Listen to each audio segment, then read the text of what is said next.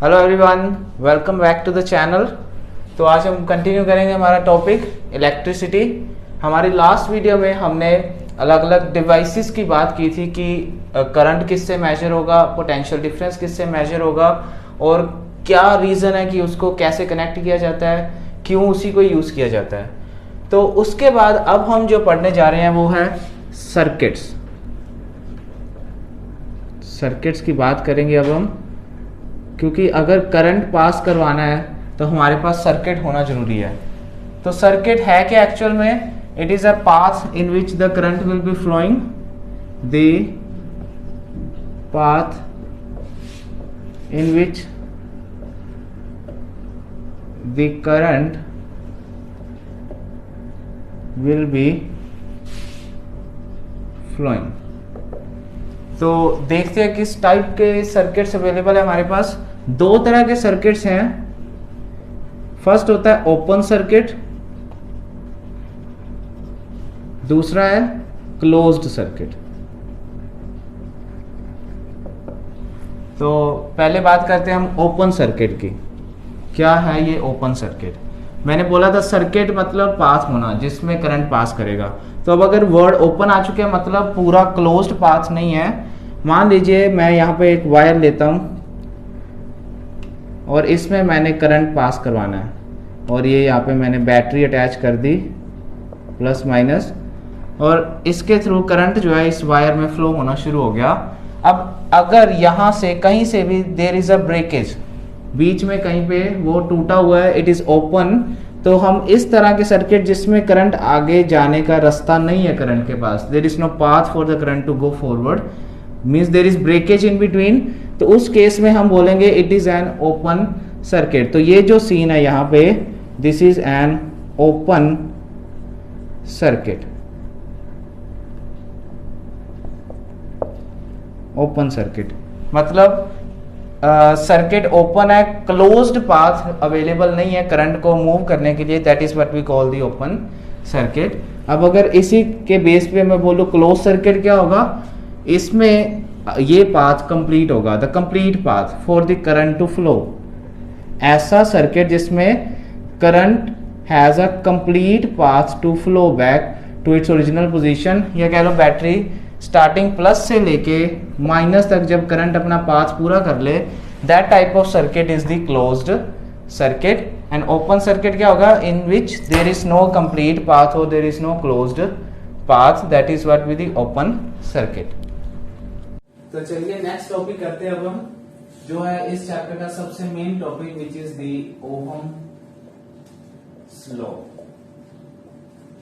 Ohm's law, Ohm scientist का name था जिसके बेस पे ये लॉ बनाया गया। तो सबसे पहले इसकी डेफिनेशन कर लेते हैं। According to Ohm's law, the voltage या फिर आप पोटेंशियल डिफरेंस भी बोल सकते हो, is directly proportional to the current I flowing in the circuit or wire, but इसके साथ ही कंडीशन भी है, on condition that physical conditions, physical conditions means temperature हो सकता है, प्रेशर एक्सेट्रा, रिमेन्स कांस्टेंट। तो दो चीजें इस डेफिनेशन में आई है। First is the potential difference is directly proportional to the current. तो मैं नीचे लिखने वाला हूं कि potential difference that is voltage is directly proportional to the current. ये मैथमेटिकल वे लिखने का, डायरेक्टली प्रोपोर्शनल टू करंट। और इसी के ऊपर कंडीशन लगाई गई है दैट फिजिकल कंडीशंस मतलब temperature, pressure etcetera must remain constant, वो चेंज नहीं होने चाहिए, इट शुड रिमेन कांस्टेंट। इसका रीजन भी मैं बताऊंगा आगे जाके, बट अभी के लिए हम ये मान लेते हैं कि फिजिकल कंडीशन जो है टेम्परेचर प्रेशर वगैरह वो बदले ना, it should remain constant during the experiment. मतलब अगर हम मान ले हम कोई सर्किट लिया हुआ है जिसमें हम ये वोल्टेज दी बैटरी से और इसमें करंट फ्लो करवा रहे हैं, हम बोलेंगे कि जितने हम वोल्टेज देंगे उसके हिसाब से ही करंट फ्लो होगा। That is what this directly proportional sign means. इसका मतलब ये है कि अगर V को बढ़ाएंगे करंट बढ़ता है, V को डिक्रीज करेंगे current will also decrease, means they are related to each other, they are directly proportional to each other. So अब इसके बाद अगर हमने डायरेक्टली प्रोपोर्शनल साइन हटा के इक्वल टू लगाना है तो क्या करेंगे, कांस्टेंट देना होता है, कांस्टेंट साथ में लगाना है। That constant was given as R and its name is given as resistance. Resistance, it is the constant of proportionality.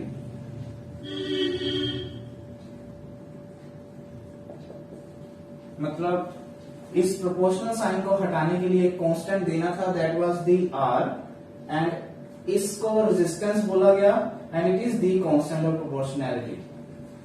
तो ये थी बात ओहम्स लॉ की कि it is in this case the voltage is directly proportional to the current and on a condition that physical conditions pressure temperature should remain constant। और इसके basis पे हमें एक फॉर्मूला भी मिल गया V is equal to I R। तो इसमें भी हम बता सकते हैं कि वायर के अंदर कुछ रेजिस्टेंस जरूर होगी, वायर की अपनी खुद की, वो हम बात करेंगे कि आखिर एक्चुअल में रेजिस्टेंस है क्या।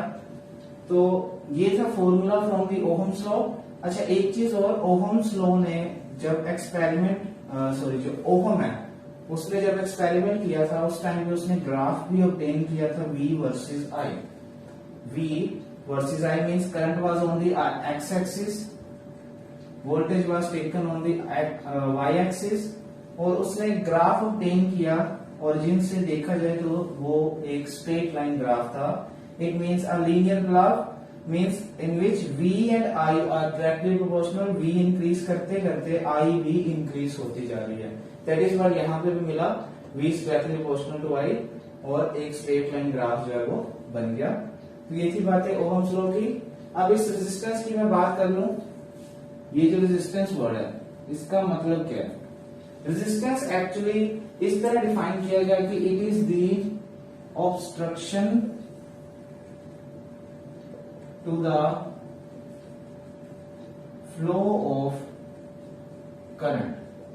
obstruction means रुकावट, कितनी रुकावट होगी अगर करंट यहां से शुरू करते हुए, ये बैटरी हमारी यहां से करंट शुरू हुआ, ये जा रहा है, अब वायर के अंदर इसे रुकावट फील हो रही है, ऑब्स्ट्रक्शन फील हो रही है जब वो फ्लो कर रहा है बीच में। तो that is what was named as the resistance, और it was defined like this, that it is the resistance or obstruction to the flow of the current, that is the resistance। और इसको imagine कैसे करें, we all know that कि जो भी हम conductor या मटेरियल लेते हैं या हर चीज, मैटर की अगर बात करूं, matter is made up of atom, solids के जो एटम्स हैं और मॉलिक्यूल्स हैं they are highly packed together, ऐसे होते हैं। और अगर मैं बात करूं कंडक्टर की जिसमें से हमने करंट पास करवाना, we all know conductor can allow the current to pass through it. तो इसमें अगर बात करूं मैं, इस कंडक्टर में हमेशा क्या अवेलेबल होते हैं, फ्री इलेक्ट्रॉन्स, मींस इनके जो एटम्स या मॉलिक्यूल्स होंगे उनमें इलेक्ट्रॉन्स फ्री हैं, दे कैन इजिली मूव। इसके अंदर जो इलेक्ट्रॉन है they are free to move. So what will happen, अगर मैं अब इस वायर को, दिस इज अ वायर, तो इसमें बैटरी अटैच कर दी मैंने, तो मैंने पोटेंशियल दे दिया प्लस माइनस, डिफरेंस मिल गया। Now the things will start to flow. कैसे होगा, इलेक्ट्रॉन माइनस से, मतलब यहां से शुरू करते हुए जितने भी इलेक्ट्रॉन अवेलेबल होंगे, यहाँ पे मॉलिक्यूल्स होंगे, उनमें से electrons will start to flow towards the positive, वो इस तरफ आने की कोशिश करेंगे। तो इस टाइम में जब ये चीज हो रही होगी, there is a chance that जो जितने भी अंदर मॉलिक्यूल्स हैं they can collide with them, there is some collision, वो टकरा सकते हैं इस मॉलिक्यूल्स या एटम्स के साथ। And when this was happening, at that time they will feel some obstruction. इस collision time उनको ये obstruction feel हुई, रुकावट feel हुई, that is was defined as the resistance to the flow of current. Means when electrons were trying to come towards the positive terminal, in between उनकी collision हो रही है, they are getting rubbed with these molecules, they are striking or they are getting collided with this. In that case they feel some obstruction. That obstruction was named as the resistance. So this was the, you can say, the concept of resistance. इसी के base पे समझाया गया था resistance actual में आती कहां से है. Okay, so this now let us talk about the units. We know the unit of volt, we know the unit of I. तो अगर मैं लिखूं V by I is equal to R, इस I को दूसरी साइड ले गए तो ये R का फॉर्मूला भी बन गया. इससे ही हम यूनिट्स भी बनाते हैं. V के थे वोल्ट्स, V, और I के थे एम्पियर, A. तो क्या मिल गया मुझे? Volt per ampere is the unit of the resistance.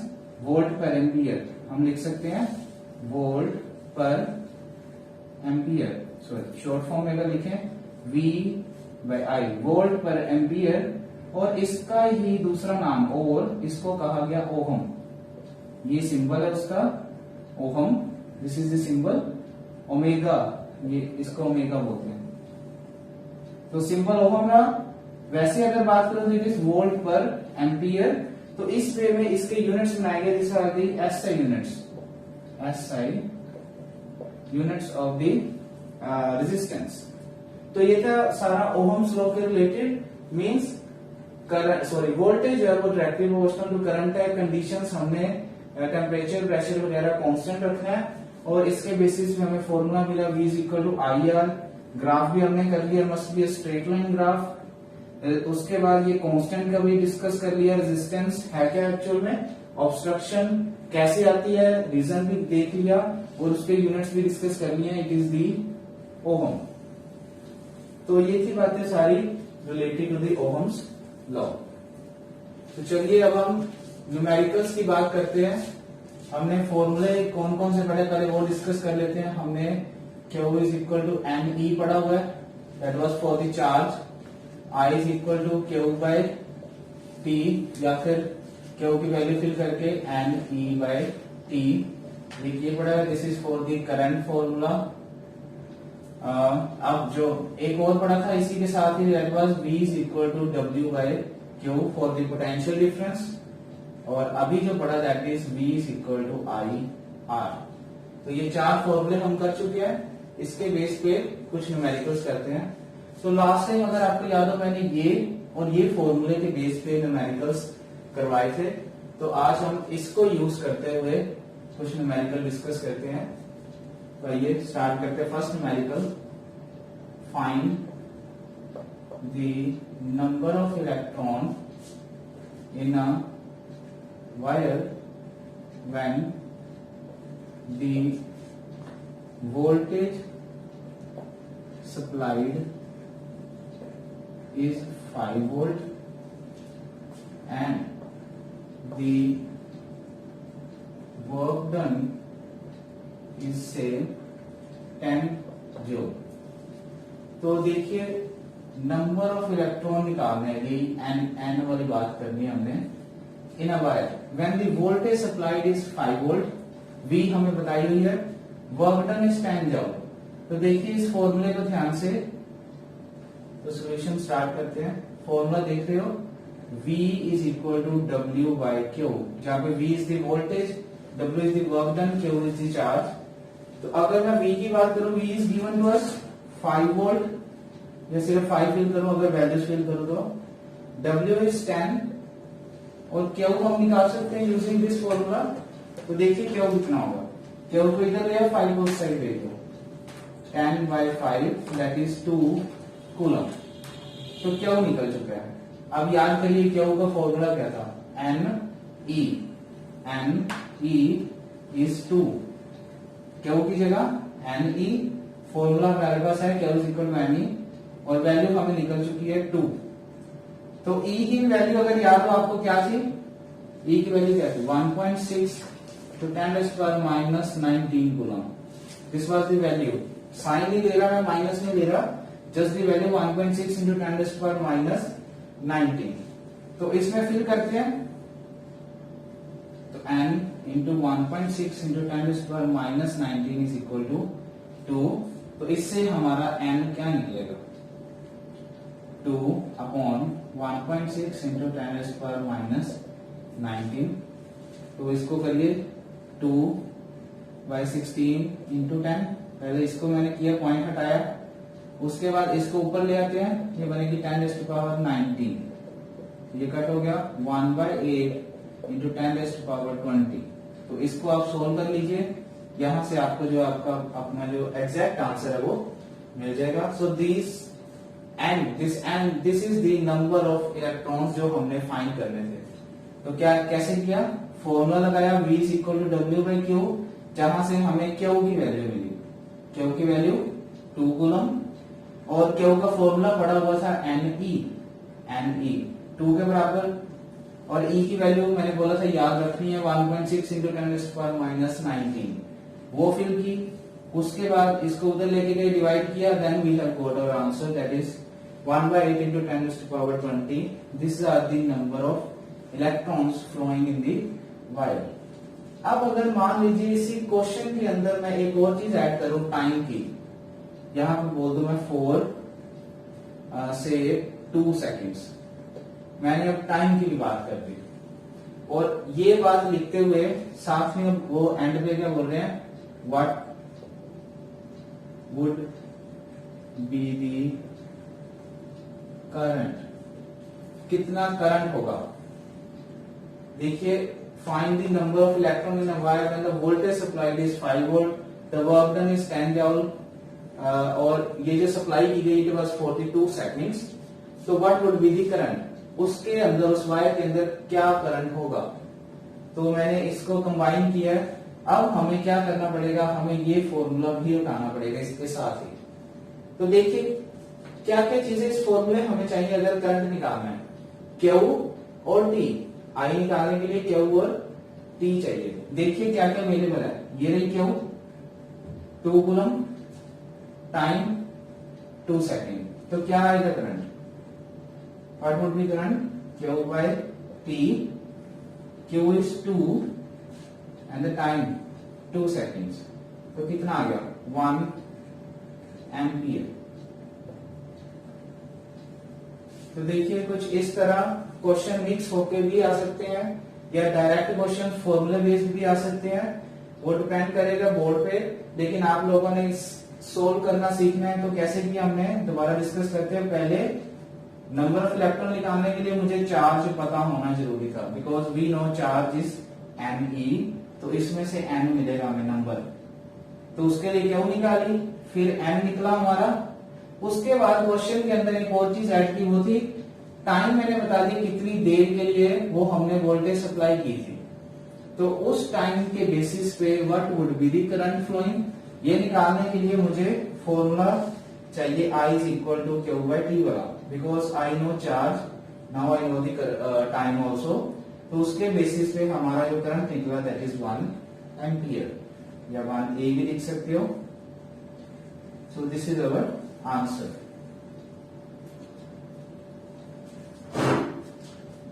क्या आगे अगला भी करना है, बढ़िया रहा अंदर है तो आगे क्वेश्चन. तो चलिए अब नेक्स्ट क्वेश्चन करते हैं हम. फर्स्ट क्वेश्चन हमने समझ लिया कि कैसे फॉर्मूले अप्लाई करने हैं. अब एक आपके लिए क्वेश्चन डालता हूं मैं. Question number 2, find the work done, W is for work, find the work done if the voltage supplied is 10 volt and the current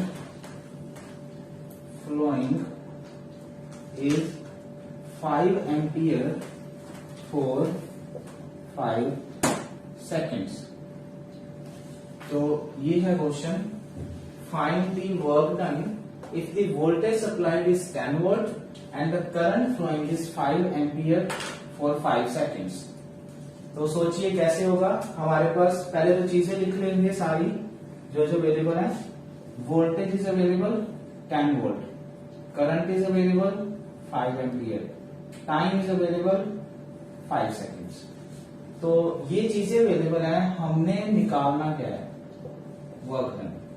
तो फॉर्मूले हमारे पास अवेलेबल है. इन फॉर्मूलों को अगर देखें तो कौन सा रिलेशन है जिसमें ये सारे यूज हो सकते हैं, या किसको जोड़ के किसको कंबाइन करके हम ये रिलेशन बना सकते हैं. V, I और D की बात करो, अगर I और D इस फॉर्मूले में आ रहा है, V और W की बात करो इस फॉर्मूले में आ रही है. तो इसको अगर देखो I और T अवेलेबल है, इससे क्यों निकल सकता है, क्यों निकल सकता है इससे. तो सबसे पहला काम यही करते हैं, I is equal to Q by T लगा के हम क्यू की वैल्यू देखते क्या आएगी. तो I की वैल्यू अवेलेबल है, क्या फिल करो I की जगह पे, 5 is equal to Q by 5. तो कितना आएगा, क्यू कितना आ जाएगा, 5 को इधर ले आओ, मल्टीप्लाई में आ जाएगा 5 इंटू 5 25 कूलम. तो चार्ज पता लग चुके हैं. अब बात करो वोल्टेज बची है यूज करने वाली, और वर्क डन हमने निकालना. एक चीज और पता लगी, that is Q is equal to 25 coulomb. अब देखिए V और Q अवेलेबल है, ये रहा formula, V is equal to W by Q. तो इसको अप्लाई करते हैं, V is equal to W by Q. तो W हमने निकालना है, बाकी सारी वैल्यूज फिट करते हैं. V कितनी है 10, W निकालना है सेम, Q कितना आ जाएगा नीचे 25. तो देखिए इसको उधर ले जाऊंगा, मल्टीप्लाई में आएगा, तो W कितना आ जाएगा 10 मल्टीप्लाई 25, दैट इज 250 जूल. ये यूनिट्स का ध्यान रखना है. Joule is the unit of work done, coulomb is the unit of charge, और ये तो हमने पहले लिखे हुए हैं बस गिवन इन द क्वेश्चन. सो अब क्या किया गया, इसमें हमें वर्क डन बोला गया था लेकिन डायरेक्टली नहीं निकल पा रहा था. तो सबसे पहले क्या निकाला हमने, क्यू, बिकॉज क्यू को यूज कर सकते थे formula V is equal to W by Q. तो क्यू निकाला, यूज किया, उससे हमें वर्क डन का आंसर मिल गया, दैट इज 250 जाओ. तो ये थी बातें इन फॉर्मूलास के रिलेटेड, ये जो हमने पहले ही पढ़े हुए थे. अब हम बात करेंगे इसके बाद V is equal to IR वाला, मीन्स ओहम्स लॉ के बेसिस पे भी क्या क्या किस तरह के न्यूमेरिकल्स जो है वो आ सकते हैं. तो करते हैं. तो चलिए V is equal to IR के बेस पे क्वेश्चन करते हैं, क्वेश्चन नंबर 3. अब देखिए इस फॉर्मूले को अगर ध्यान से देखें, हमें VIR इसमें से एक भी मिसिंग हुआ वो हम निकाल सकते हैं अगर बाकी दो अवेलेबल होंगे. मान लो R निकालना है तो बाकी दो अवेलेबल होने चाहिए. तो क्वेश्चन कुछ इस तरह बनेगा, मान लीजिए find the resistance offered by a wire if the current flowing is मान लीजिए 10 ampere end voltage supplied means कितना पोटेंशियल डिफरेंस दिया गया using battery, voltage supplied is also 10 volt. तो मान लेते हैं जस्ट एन असम्पशन. तो अगर ये चीजें हों तो सॉल्यूशन स्टार्ट करेंगे. पहले सारा कुछ वो लिखना जो अवेलेबल होगा. क्या अवेलेबल है, V is equal to 10 volt, current is equal to 10 ampere. दो चीजें अवेलेबल है, V और I अवेलेबल है, R निकालना है. तो V is equal to IR, इसमें वैल्यू फिल कर दीजिए 10 is equal to 10 multiply R. V fill किया 10, I फिल किया 10, R वहीं का वहीं है. तो इस 10 को इधर ले आएंगे, 10 by 10 is equal to R. तो R कितना आ गया 1 ओहम. तो 1 ohm resistance was there in the wire. अगर हमने वोल्टेज 10 वोल्ट अप्लाई की है और करंट सिर्फ 10 एम्पियर फ्लो कर रहा है तो इसका मतलब रेजिस्टेंस कितनी चल रही होगी 1 ओहम. इतनी रुकावट प्रोवाइड की जा रही है by the wire when 10 ampere current was flowing. तो ये थी on the basis of Ohm's law, हमने अप्लाई किया ना यहाँ पे V is equal to I R. तो ये था बेसिस ऑफ ओहम्स लॉ। तो चलिए एक और न्यूमेरिकल करते हैं इसी के बेस पे। तो नेक्स्ट क्वेश्चन है हमारा क्वेश्चन नंबर 4, जिसमें फॉर्मूला यही होगा। अब हम कनेक्ट करेंगे इन फॉर्मूलास को ऊपर वाले फॉर्मूले के साथ। मान लीजिए हमें फाइंड करना है, find the resistance if the charge of 10 coulomb is flowing in a wire and the work done is say 2 joule. The work done is 2 joule. Resistance find करनी है, charge is 10 coulomb flowing in a wire and the work done is 2 joule. तो देखिए अगर यहाँ पे हमने क्या किया, चार्ज 10 कूलम दिया हुआ है, वर्क डन दिया हुआ है, तो इस फॉर्मूले की तरफ हम आएंगे, इससे वोल्टेज निकलेगी। लेकिन अभी भी V is equal to I R है, I भी नहीं पता, तो उसके ऊपर भी कंडीशन लगाते हैं। Also the current flowing is चलो इसको भी लेते हैं 10 एम्पियर। देखते क्या आंसर आएगा। तो क्या क्या चीजें अवेलेबल है हमारे पास, charge Q is 10 coulomb, work done is 2 joule, current is 10 ampere. निकालना क्या है, R। तो ये है हमारा क्वेश्चन। तो आइए फॉर्मूले की तरफ जाते हैं। पहले V is equal to I R चाहिए होगा, बिकॉज रेजिस्टेंस निकालनी है, और क्या Q और W अवेलेबल है। तो ये रहा फॉर्मूला जिसमें Q और W अवेलेबल है, ठीक है। तो चलिए पहले यही यूज करके हम इससे V निकालते हैं। V is equal to W by Q। तो वोल्टेज कितनी होगी, W2 Q10, तो 1/5 1/5 volt is the voltage. V मिल चुकी है। अब ओहम्स लॉ अप्लाई करते हैं। V is equal to I R, is equal to I R. V हमारे पास है 1/5, I हमने निकालना क्या है, रेजिस्टेंस निकालनी है। I इज दिस 10, R तो I क्या लेके I को इधर ले आओ, 1/5 इंटू 10 इज R, तो R कितना आ जाएगा, 1/50 ओम। So this is the resistance. So these are the type of questions that might come in the exam related to Ohm's law. तो इसको समझिए। अगर मान लो कोई भी डाउट हो, कोई प्रॉब्लम हो, तो आप कमेंट सेक्शन में बता सकते हैं मुझे। तो ये थी बातें सारी न्यूमेरिकल्स और ओहम्स लॉ की।